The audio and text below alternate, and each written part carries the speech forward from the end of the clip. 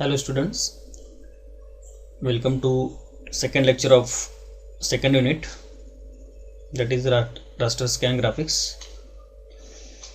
In last lecture we have seen the DDE algorithm, the example based on DDE algorithm, advantages and disadvantages. Today we are going to see the next algorithm, that is Bresenham's line drawing algorithm. In this algorithm is also used to draw a line, but basic purpose of this algorithm, they are giving starting and ending point, and we have to calculate the middle points. So we will see the steps used in the Bresenham's line drawing algorithm. So in many times in the exam they are asking the example on this Bresenham's line drawing algorithm. So we are now dealing with only the steps which are used for Bresenham's line drawing algorithm. In this, first step is read two endpoints x0 y0 and x1 y1. तर हे जे दोन points आहेत, starting आणि ending point, हे दिलेले असतात. मग आता ह्या अल्गोरिथम मध्ये आपण फर्स्ट पॉइंटला आपण काय म्हटलं, x0 y0, आणि जो एंड पॉइंट आहे त्याला आपण x1 y1 म्हटले. काही बुक मध्ये तुम्हाला x1 y1 फर्स्ट पॉइंट असेल आणि x2 y2 हा एंड पॉइंट असेल. हे वेगळ्या बुक मध्ये वेगळं दिलेलं आहे.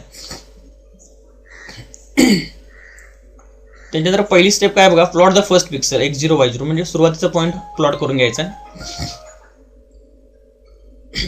नंतर स्टेप 3 काय बघा, कॉम्प्युट द कॉन्स्टंट्स. इथं आपल्याला पहिल्यांदा काय काढायचं आहे, डीडीए सर्कल्स डेल्टा एक्स आणि डेल्टा वाय कॅल्क्युलेट करायचं आहे. Delta X is equal to x1 minus x0, delta Y is equal to y1 minus y0. हे बेसिक आहे. एक delta X is equal to x1 minus x0 आणि delta Y is equal to y1 minus y0. आणि त्याच्यानंतर काय calculate करायचं बघा, आपल्याला initial decision parameter. Initial decision parameter, आता ह्याचं जे डेरिव्हेशन आहे ते डेरिव्हेशन आपल्याला ह्या अल्गोरिथमच्या आधी आपल्याला आहे, परंतु बऱ्याच वेळेला आपल्याला परीक्षेमध्ये याच्यावरचा अल्गोरिथम किंवा एक्झाम्पल विचारलेलं आहे. त्यामुळे आपण हे इनिशियल डिसिजन पॅरामीटर हा कसा कॅल्क्युलेट केला हे आपण ह्याच्या खोलामध्ये आता जाणार नाही. आपण काही बुक मध्ये आपल्याला इनिशियल डिसिजन पॅरामीटर हा वेगवेगळ्या अक्षरानं दाखवलेला दिसतोय. काही ठिकाणी पी ने दाखवलेला आहे, काही ठिकाणी के ने दाखवलेला आहे, परंतु आपल्याला काय करायचं आहे, इनिशियल डिसिजन पॅरामीटर आहे तो आपल्याला काय करायचं आहे, कॅल्क्युलेट करायचं आहे. तर याच्यामध्ये ब्रेझेनहॅम्स लाईन ड्रॉइंग मध्ये इनिशियल डिसिजन पॅरामीटर हा खूप महत्वाचा आहे. तर हा कसा कॅल्क्युलेट केलाय बघा, म्हणजे याचा फॉर्म्युला काय आहे, P is equal to 2 delta Y minus delta X. P is equal to 2 delta Y minus delta X. हा इनिशियल डिसिजन पॅरामीटर आहे. त्याच्यामध्ये आपल्याला आता स्टेप्स पुढच्या बघायचे. स्टेप 4 इथं काय केलंय बघा, if P greater than equal to 0 then x is equal to x plus 1, y is equal to y plus 1. म्हणजे जर सुरुवातीला जो इनिशियल डिसिजन पॅरामीटर आपण कॅल्क्युलेट केलेला आहे तो 0 किंवा 0 पेक्षा मोठा असेल तर x सुद्धा वाढवायचा आणि y सुद्धा वाढवायचा. 1 न x वाढवायचा, y सुद्धा 1 न वाढवायचा. आपण डीडीए मध्ये बघितलेलं काय बघा, तिथं होतं x is equal to x plus delta X, y is equal to y plus delta Y. बरोबर आहे. डेल्टा एक्स आणि डेल्टा वाय ही व्हॅल्यू आपण त्याच्यामध्ये ऍड करत होतो. इथं मात्र आपल्याला काय करायचं, फक्त इन्क्रीमेंट जी करायची आहे ती 1 नच करायची. डीडीए मध्ये पॉइंट मध्ये सुद्धा तो म्हणजे इन्क्रीमेंट होती, ही पॉइंट मध्ये सुद्धा होती. आणि इथं मात्र आपण काय केलंय बघा, x is equal to x plus 1, y is equal to y plus 1. कधी जर आपण इनिशियल डिसिजन पॅरामीटर कॅल्क्युलेट केलेला आहे हा 0 किंवा 0 पेक्षा मोठा असेल तर लक्षात, x वाढवला y वाढवला. त्याच्यानंतर पुन्हा काय करायचं, परत डिसिजन पॅरामीटर कॅल्क्युलेट करायचं. त्याचा फॉर्म्युला काय बघा, set P is equal to P plus 2 delta Y minus delta X. म्हणजे जर 0 पेक्षा मोठा आला पी, 0 किंवा 0, एक्स वाढवलं, वाय वाढवलं आणि पुन्हा काय केला, पी कॅल्क्युलेट केला ह्या फॉर्म्युल्यानं. P is equal to P plus 2 delta Y minus delta X. आणि आता हा पुन्हा आपण जो पी कॅल्क्युलेट केलेला आहे हा पुन्हा आपण काय करणार आहोत, दरवेळेला कम्पेअर करणार आहोत की बाबा हा येणारा नवीन पी, म्हणजे इथं सुद्धा पी कॅल्क्युलेट केलेला आणि इथं सुद्धा पी कॅल्क्युलेट केलेला आहे खाली सुद्धा. जर पी 0 पेक्षा मोठा असेल तर तो ह्या लूपमध्ये जाईल, इफ मध्ये जाईल. पी 0 पेक्षा लहान असेल तर हा एल्स पार्ट मध्ये जाईल.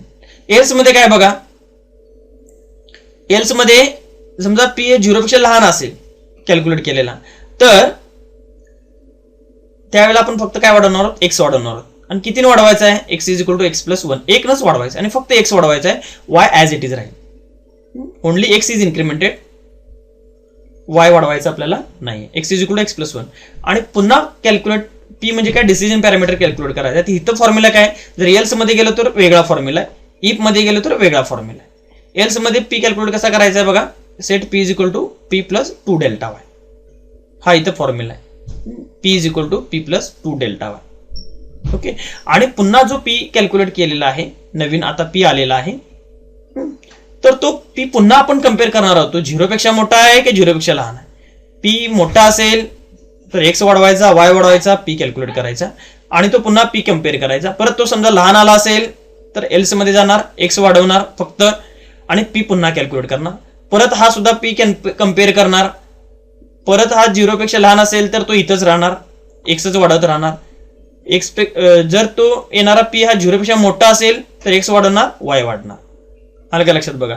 आणि ही प्रोसेस आपण ही रिपीटेडली करत राहणार. कधीपर्यंत, repeat step for delta x time.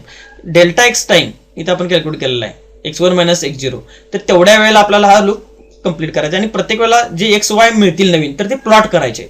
इथे लिहिलेलं नाही तरी ते लक्षात ठेवा की प्लॉट करायचे. एक्स वाय जे कॅल्क्युलेट होणार ते आपल्याला दरवेळेला प्लॉट करायचे आहेत. आणि इथं बघा एक्स इन्क्रीमेंट ही फक्त इथं इन्क्रीमेंट जी आहे ती एकचीच आहे, फक्त पॉईंट मध्ये नाही. एक तर दोन्ही एक्स वाय वाढायला पाहिजेत किंवा एक्स वाढायला पाहिजे. इथं मात्र एक्स एक वाढला, वाय वाढला आणि इथं मात्र फक्त एक्स वाढला, वाय ॲज इट इज ठेवायचा आहे आणि पी कॅल्क्युलेट करा. पी मात्र दरवेळेला तुम्हाला कॅल्क्युलेट करायचं आहे. लक्षात काय बघा, म्हणजे 3 कॉलम असतील, एक एक्सचा कॉलम, वायचा कॉलम आणि पीचा कॉलम. आणि पी ची व्हॅल्यू काय असणार आहे त्यावर आपल्याला पुढच्या स्टेपला एक्स वाय वाढवायचा काय फक्त एक्स वाढवायचा हे ठरवायचं. त्यामुळे पी ची व्हॅल्यू खूप महत्वाची आहे. आणि ह्याच्यामध्ये पी कॅल्क्युलेट करताना इथल्या डेल्टा वाय आणि डेल्टा एक्स हा महत्वाचा आहे. म्हणजे नवीन पी मध्ये आधीचा पी घ्यायचा आहे आणि त्याच्यामध्ये डेल्टा वाय डेल्टा एक्सचा वापर करायचा. इथं पण तसंच आहे. नवीन पी कॅल्क्युलेट करताना आधीचा पी काय आलेला आहे रिसेंट लास्ट स्टेपला, तो पी घेऊन तुम्हाला काय असेल ते नवीन पी कॅल्क्युलेट करायचा आहे, डिसिजन पॅरामीटर. ओके. तर हा आहे ब्रेझेनेम्स लाईन ड्रॉइंग अल्गोरिदम. तर आपल्याला याचं जर आपल्याला एक्झाम्पल बघायचं असेल, बऱ्याच वेळा एक्झाम्पल विचारलं जातं. तर एक्झाम्पल काय आहे बघा, मी तुम्हाला जे नोट्स देणार आहे त्या नोट्समध्येच हे एक्झाम्पल आहे. Consider a line from 4,4 to 12,9. Consider a line from 4,4 to 12,9. Use Bresenham's line drawing algorithm to rasterize this line. Rasterize line म्हणजेच ती आपल्याला काय करायची आहे, ती लाईन ड्रॉ करायची आहे आणि ती मधले पिक्सेल आपल्याला कॅल्क्युलेट करायचे. ओके. तर हे एक्झाम्पल कसं सॉल्व्ह होईल बघा. आपल्याला अल्गोरिदम माहित आहे. अल्गोरिदम बघा, अल्गोरिदम मध्ये आपण पहिल्यांदा काय करणार आहोत, एक्स वाय तर प्लॉट करणार आहोत.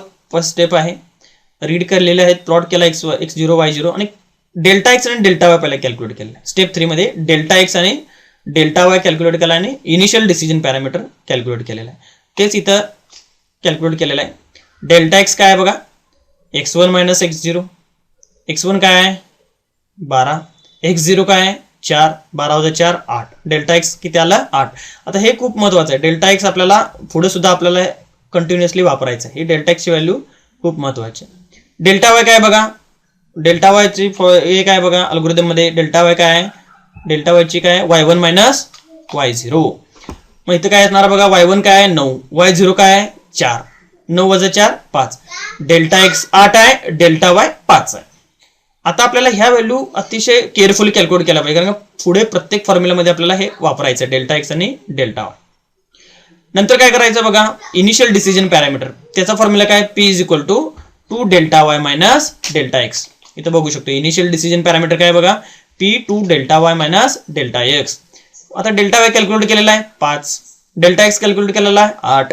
आता काय येईल इनिशियल डिसिजन पॅरामीटर, इथं काय येईल बघा 10 वजा 8 10 वजा 8 2, p इज इक्वल टू 2. हा काय इनिशियल डिसिजन पॅरामीटर. आता इथून पुढे आपण पी कम्पेअर करणार आहोत की हे डिसिजन पॅरामीटर 0 किंवा 0 पेक्षा मोठा आहे का लहान आहे. इथं काय केलं बघा, पी 0 किंवा 0 पेक्षा मोठा असेल, 0 एवढा किंवा 0 पेक्षा मोठा असेल तर एक्स वाढवायचा आहे, वाय वाढवायचा आहे आणि p is equal to p plus 2 delta Y minus delta X हा फॉर्म्युला वापरायचा. 2 हे 0 पेक्षा मोठा आहे, त्यामुळे एक्स 1 न वाढला, वाय सुद्धा किती न वाढला 1 न वाढला. X is equal to X plus 1. X किती होतं सुरुवातीला आपल्याकडं, एक्स किती आहे 4 आहे बरोबर. सुरुवातीचा इनिशियल पॉईंट किती आहे 4 आहे, 4 अधिक 1 5. त्याच्यानंतर वाय किती आहे, म्हणजे इनिशियल पॉईंट पासून स्टार्ट करायचं आहे. आपण किती आहे 4, 4 अधिक 1 5 बरोबर आहे. एक्स 0 म्हणजेच तो एक्स आहे आणि वाय 0 म्हणजेच तो वाय आहे बरोबर आहे. म्हणजे एक्स 5 आला, वाय 5 आला, दोन्हीही 1 1 न वाढलं.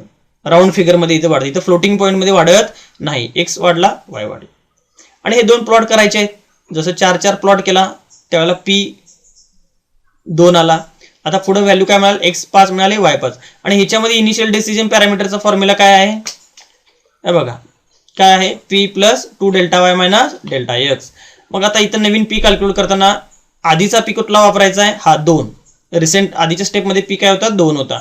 2 अधिक 2 इंटू एक आहे 2 delta Y minus 2 delta x म्हटल्यानंतर काय येईल इथं गुणिले 5, इथं गुणिले 8. याचं उत्तर काय आलेलं आहे बघा, इथं 5 दुनी 10, 10 ने 2 12 बरोबर आहे. 12 वजा 16 वजा 4 बरोबर आहे. p इज इक्वल टू काय आलं वजा 4. मग आता परत वजा 4 काय करणार आहे आपण, वजा 4 हे 0 पेक्षा मोठा आहे का नाही, ते लहान आहे, त्यामुळे ते कुठं येणार इथं खालच्या स्टेप मध्ये येणार. त्यामुळे काय होईल एक्स वाढणार आणि नवीन p कॅल्क्युलेट करणार, p is equal to p plus 2 delta Y. परत बघा एक्स वाढवला, X is equal to X plus 1 X. आता सध्या एक्स मध्ये काय व्हॅल्यू आहे 5 आहे, 5 अधिक 1 6, एक्स ची व्हॅल्यू 6. वाय वाढवायचा काय नाही, त्यामुळे वाय तसंच राहणार, वाय ची व्हॅल्यू किती आहे 5. लक्षात येते का बघा, एक्स 6 वाय 5. आणि फॉर्म्युला काय आहे p चा नवीन, p is equal to p plus 2 delta Y. p recent p किती होता शेवटी वजा 4 प्लस 2 इंटू डेल्टा वाय किती आहे बघा, डेल्टा वाय आपण कॅल्क्युलेट केलेला आहे 5 बरोबर. म्हणजे वजा 4 अधिक 5 दुनी 10, 10 वजा 4 6, म्हणजे p काय झाला 6. पुन्हा आपण p कम्पेअर करणार 0 शी, मोठा आहे का आहे, म्हणजे याच्यासारखं 2 जसा 0 पेक्षा मोठा होता, x वाढवलं वाय वाढवलं आणि p चा हा फॉर्म्युला तसा. आता 6 आहे बरोबर. आता पुन्हा काय झालं बघा, 6 हा काय 0 पेक्षा मोठा आहे बरोबर, त्यामुळे x पण वाढवला वाय पण वाढवला आणि p चा फॉर्म्युला लिहिला बरोबर.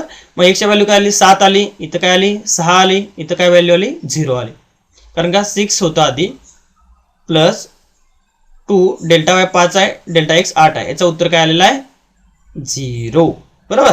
5 दुनी 10, 10 16, 16 वजा 16 0 बरोबर. मग आपण हे प्रत्येक वेळेला एक्स काढलं, वाय काढलं आणि p काढलं तर हे ह्या टेबलमध्ये तुम्हाला दिसतंय. सुरुवातीला काय होतं, अगदी पहिल्यांदा 4 4 2 बघा, हे एक्झाम्पल मध्ये तुम्हाला दिसेल. इथं प्लॉट करताना पहिल्यांदा 4 प्लॉट केला, 4 प्लॉट केला आणि जो p आहे तो किती होता 2 होता. नंतरच्या वेळेला काय झालं बघा 5 5 वजा 4, नंतर काय आलं 6 5 6, नंतर येथे लिहिले बघा 4 4 2 5 5 वजा 4 6 5 6. ह्या टेबलमध्ये आपल्याला व्हॅल्यू या घ्यायचे, हे x आहे, हे y आणि p आहे बरोबर. आता x 7 आलं, y 6 आलं आणि p 0 आलं, 7 6 0 आलं का लक्षात. तर आपल्याला हा टेबल ड्रॉ करायचा आहे आणि याच्यातले x आणि ह्या y व्हॅल्यू वापरून आपल्याला ग्राफ जसं आपण DDA ला काढला तसा करायचा आहे. नंतर काय केलं बघा आता 0. आता हे 0 पण आपल्याला कम्पेअर करायचं, 0 is greater than equal to 0 yes. हे 0 हे बरोबर 0 एवढंच आहे. अल्गोरिदम मध्ये तुम्ही बघू शकता, इथं काय बघा greater than or equal to बरोबर, म्हणजे पहिली कंडिशन ट्रू, एक्स वाढवणार वाय पण वाढवणार. एक्स 1 न वाढवला वाय सुद्धा कितीनं वाढवला, 1 वाढवला. आणि त्याचा फॉर्म्युला काय आता बघा परत, p is equal to p plus 2 delta Y minus 2 delta X. 0 plus 2 delta Y 5 आहे, डेल्टा एक्स 8 आहे. फॉर्म्युला काय झाला का, झाला बघा 5 दुनी 10, 10 वजा 16 किती झालेला आहे, वजा 6. तर x 8 y 7 आणि p वजा 6.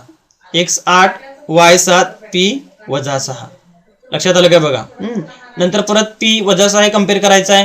हे काय 6 आहे, लहान आहे 0 पेक्षा, म्हणून फक्त x वाढवलं. x is equal to x plus 1. x मध्ये काय व्हॅल्यू आहे, शेवटची 8 आहे. 8 अधिक 1 9. y वाढवायचा आहे का, नाही, तसाच ठेवायचा आहे. परत p चा फॉर्म्युला इकडे नवीन आहे. p is equal to p plus 2 delta Y. p ची व्हॅल्यू काय होती लास्ट टाइम, वजा 6 अधिक 2 इंटू डेल्टा वाय किती आहे, डेल्टा वाय आपला 5 आहे. याचा फॉर्म्युला काय बघा, याचं उत्तर काय येणार, वजा 6 अधिक 10 म्हणजे काय आलं, 10 वजा 6 4. x ची व्हॅल्यू काय आली 9, 7 आणि 4. 9 7 आणि 4.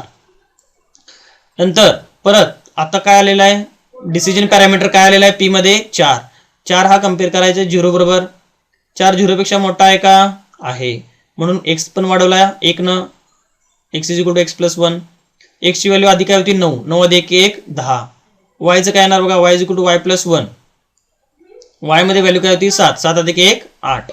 आणि याचा इनिशियल डिसिजन पॅरामीटर म्हणजे इनिशियल नाही, हा डिसिजन पॅरामीटर p चा फॉर्म्युला काय, p plus 2 delta Y minus 2 delta X. p चा आधीची व्हॅल्यू 4, 2 इंटू डेल्टा वाय 5 आहे, डेल्टा एक्स 8 आहे. याचं उत्तर काय आलं बघा, 4 अधिक 5 दुनी 10, 10 4 14, 14 वजा 16 किती आलं उत्तर, वजा 2. लक्षात येते काय बघा, x ची व्हॅल्यू 10, y ची व्हॅल्यू 8, p ची व्हॅल्यू वजा 2. 10 8 आणि वजा 2 ह्या टेबलमध्ये लिहायचं आहे. नंतर काय बघा परत वजा 2, वजा 2 हे कम्पेअर केलं 0 पेक्षा मोठा आहे का, नाही, लहान आहे. तेव्हा फक्त आपण इथे x वाढवला, x is equal to x plus 1. x plus x ची व्हॅल्यू काय होती आधी 10, 10 अधिक 1 11. इथं काय y तसाच ठेवायचा आहे, y 8च आला. p is equal to p plus 2 delta Y. p ची व्हॅल्यू काय होती, वजा 2 अधिक 2 इंटू डेल्टा वाय किती होता 5, म्हणजे काय आलं बघा, वजा 2 अधिक 5 दुनी 10, 10 वजा 2 8, 11 8 आणि 8, 11 8 आणि 8. नेक्स्ट परत 8 हे काय कम्पेअर केलं 0 बरोबर, मोठा आहे म्हणून x पण वाढवले 1 न, y सुद्धा 1 न वाढवलं. x is equal to x plus 1. x ची व्हॅल्यू 11 होती आधी, 11 अधिक 1 किती झालं 12. y is equal to y plus 1, 8 अधिक 1 9. आणि p चा फॉर्म्युला 0 पेक्षा मोठा असेल तर वेगळा p चा फॉर्म्युला, 0 पेक्षा लहान असेल तर वेगळा फॉर्म्युला. तर p is equal to p plus 2 delta Y minus delta X. p किती होतं 8 अधिक 2 इंटू डेल्टा वाय किती आहे 5, डेल्टा एक्स किती आहे 8. याचं किती आलं बघा, 8 अधिक 5 दुनी 10, 10 आणि 8 18, 18 वजा 16 2. म्हणजे फॉर्म्युला काय आलं उत्तर 12 9 आणि 2, 12 9 2. आणि आपल्याला शेवटचे एंड पॉईंट मिळाले. शेवटचे एंड पॉईंट काय होते बघा आपल्या फॉर्म्युला ह्याच्यामध्ये एक्झाम्पल मध्ये 4 4 पासून 12 9 पर्यंत घ्यायचा आहे. आणि शेवटचा पॉईंट काय आपल्याला 12 9 मिळालेला आहे. म्हणजे आपल्याला काय करायचं आहे, इथं आपण थांबवायचं आहे. लक्षात येते काय बघा, आपले हे पॉइंट आपल्याला मिळालेले आहेत. लक्षात येते काय बघा. आणि डेल्टा एक्स टाइम्स आपण हा लूप रन करणार आहोत. इथं आपण काय म्हटलंय बघा, repeat step 4 delta x time. Delta x आपला किती आहे 8 आहे. लक्षात आलं. म्हणजे इथं तुम्ही स्टेप जर मोजल्या 1 2 3 4 5 6 7 8 8 स्टेप मध्ये आपला हा एक्झाम्पल हे कम्प्लीट होतं. लक्षात येते काय बघा. या टेबल मध्ये तुम्हाला लक्षात येईल की 8 स्टेप मध्ये आपला एक्झाम्पल सॉल्व्ह होते. आणि हे 2 पॉईंट आपल्याला मिळणार आहेत. ह्या पॉईंटच्या पुढे जायचं नाही. किंवा इथं वेगळे पॉईंट जर काय मिळाले, एक्स ला 12 असेल तर वाय ला 9च यायला पाहिजे. 12 9 अशीच जोडी तुम्हाला किंवा असेच कोऑर्डिनेट तुम्हाला हे यांचं पेअर तुम्हाला भेटेल. लक्षात. हे आल्यानंतर आपण काय करायचं आहे, थांबायचं. याच्या पुढे आपल्याला जायचं नाही. तर हे एक्झाम्पल तुम्ही व्यवस्थित लक्षात ठेवा. त्याच्यानंतर आपल्याला काय करायचं बघा, हे तुम्ही एक्झाम्पल स्वतः प्रॅक्टिस करा. मी डीडीएचं पण एक्झाम्पल तुमच्या व्हॉट्सअपच्या ग्रुपवर टाकेन, तुम्हाला जमते काय बघा. हे ब्रेझेनम्सचं एक्झाम्पल आहे. Use Bresenham's line drawing algorithm to rasterize line from 6:5 to 15:10. 6:5 पासून 15:10 पर्यंत तुम्ही अशा पद्धतीनं सॉल्व्ह करायचा प्रयत्न करा. हे एक्झाम्पल खूप महत्वाचे आहेत.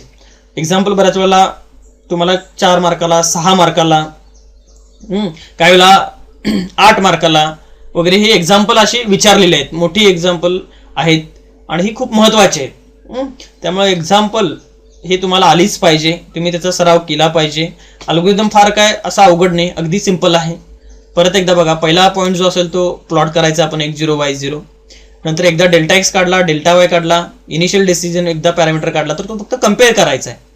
0 पेक्षा मोठा असेल एक्स वाढवा, वाय वाढवा आणि हा पीचा फॉर्म्युला. 0 पेक्षा लहान असेल तर फक्त एक्स वाढवायचा 1 न आणि हा पीचा फॉर्म्युला. आणि दरवेळेला हे पी कम्पेअर करायचं आहे. पी म्हणजे काय, एक इनिशियल डिसिजन पॅरामीटर आहे. आणि त्याच्यानुसार आपण एक्स वाढवायचा काय वाय वाढवायचा आहे, हे तुम्हाला कॅल्क्युलेट करायचं आहे. बाकी तुम्हाला इथं बाकीचं काय करायचं नाही आहे. अतिशय सिंपल असे हे एक्झाम्पल आहे. तुम्ही प्रॅक्टिस केल्यानंतर तुम्हाला लक्षात येईल. आणि पेपर जर तुम्ही MSBTचे बघितला तर बऱ्याच वेळा DDA वर किंवा ब्रेझेनेम्सवर, ब्रेझेनेम्स सर्कल ड्रॉइंगवर तुम्हाला ही एक्झाम्पल कंटिन्युअसली विचारली जातात. त्यामुळे ही अतिशय महत्त्वाची आहेत आणि कमी वेळेत जास्त मार्क तुम्ही मिळवू शकता. तर त्यासाठी तुम्ही हे केअरफुली एक्झाम्पल हे तुम्ही सॉल्व केलं पाहिजे. त्याच्यानंतर हे तुम्ही घरी एक्झाम्पल प्रॅक्टिस करा. Use Bresenham's line drawing algorithm to rasterize the line from 6.5 to 15.10. त्याच्यानंतर काही ॲडव्हान्टेजेस याची तुम्हाला विचारले जातात 1-2 मार्काला वगैरे, 2 मार्काला. याचे ॲडव्हान्टेज काय, it involves only integer calculation. याच्यामध्ये फक्त आपण इंटिजर कॅल्क्युलेशन आहे, पॉईंट फ्लोटिंग पॉईंट असं काही नाही आहे. हाच एकदम सगळ्यात महत्त्वाचा डिफरन्स हाच आहे की याच्यामध्ये इंटिजर कॅल्क्युलेशन आहे, फ्लोटिंग पॉईंट अरिथमेटिक हे इथं मध्ये नाही आहे. त्यामुळेच याला कमी वेळ लागतो. म्हणून सेकंड पॉईंट त्यांनी काय म्हटलं, it is faster than DDA. तर ह्याचं मुख्य कारण हेच आहे. तिकडं आपण पॉईंटमध्ये आन्सर येत होते आणि त्याचं राऊंड फिगर करत होतो, त्यामुळे ओरिजिनल लाईनपासून आपण ड्रिफ्ट होत होतो. इथं तसं होत नाही. त्याच्यानंतर अजून एक पॉईंट त्यांनी दिलेला आहे की मल्टिप्लिकेशन बाय 2, 2 आपण जे गुणतो, can be implemented in a hardware. या हार्डवेअरमध्ये शिफ्ट रजिस्टरसाठी वापरू शकतो आपण, युझिंग शिफ्ट रजिस्टर. तर हे हार्डवेअरमध्ये सुद्धा आपण हा मेकॅनिझम आपण वापरतो, हा अल्गोरिदमचा यूज केला जातो. डिसएडव्हान्टेज काय आहे की बाबा, Bresenham's line drawing approach does not consider the anti aliasing. हे आपण नंतर अजून बघणार आहोत अँटी अलायझिंग म्हणजे काय. सध्या लक्षात ठेवा की it does not involve the anti aliasing effect आणि it may not produce a smooth line. इथं पण थोडासा जर विचार केला गेला तर सुद्धा थोडीशी स्मूथ लाईन इथं सुद्धा आपल्याला भेटू शकत नाही. परंतु DDA पेक्षा निश्चितच आपल्याला स्मूथ लाईन इथं भेटते. तर so these are the some advantages and disadvantages. तर DDA आणि ब्रेझेनेम्स याच्यावर तुम्हाला 2 मार्काचा जर क्वेश्चन आला तर राईट डाऊन द ॲडव्हान्टेजेस किंवा डिसएडव्हान्टेजेस असं विचारलं जाऊ शकतं. आणि 4 किंवा 6 मार्काला तुम्हाला ह्याचा अल्गोरिदम किंवा त्याच्यावरचं जे एक्झाम्पल आहे हे विचारलं जाऊ शकतं. त्यामुळं बी केअरफुल. तर याचे मी नोट्स तुम्हाला ग्रुपवर देणारच आहे. So this is the end of the algorithm of Brezenems. So these are the 2 line drawing algorithms. तर ते विचारू शकतात की 2 मार्काला. Write down the names of line drawing algorithms, any 2 line drawing algorithms. So you can say you write first is DDA, second is Brezenems. Okay, thank you.